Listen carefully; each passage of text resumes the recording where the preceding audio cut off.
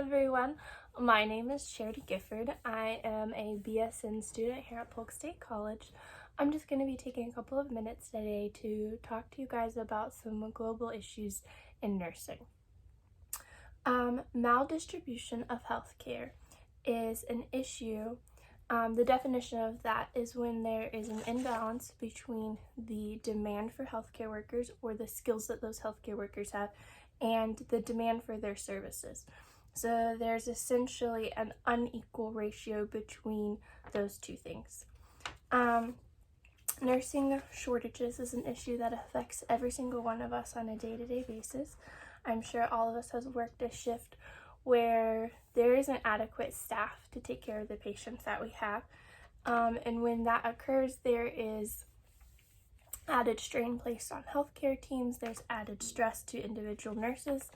The time that those nurses can take with patients is affected, and it overall adds to the difficulty in providing healthcare to patients.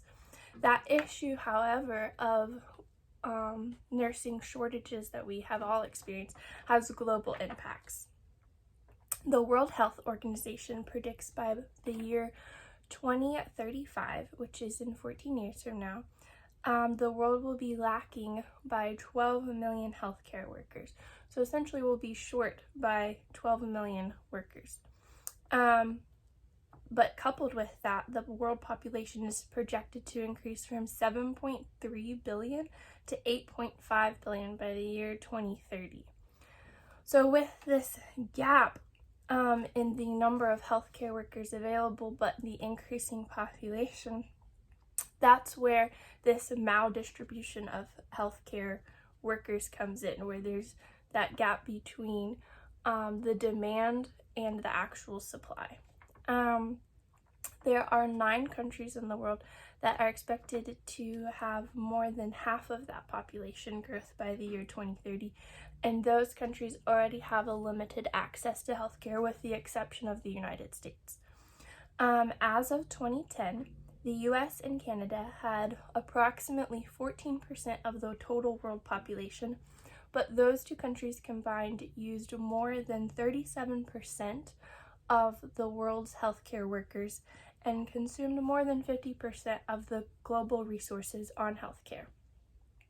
In contrast to those figures, in sub-Saharan Africa, that has approximately 11% of the world population, they used only 3% of world healthcare workers and only 1% of global resources on healthcare.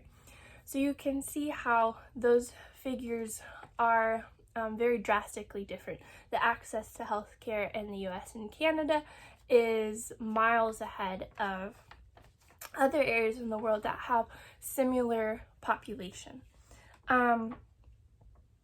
There is a need for the increase in the number of healthcare workers.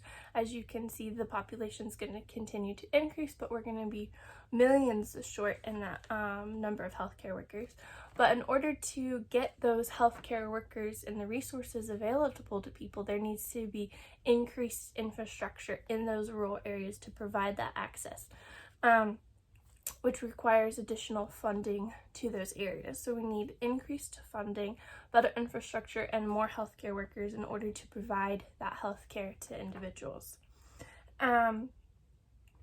This massive gap in the healthcare available to individuals creates a social justice issue.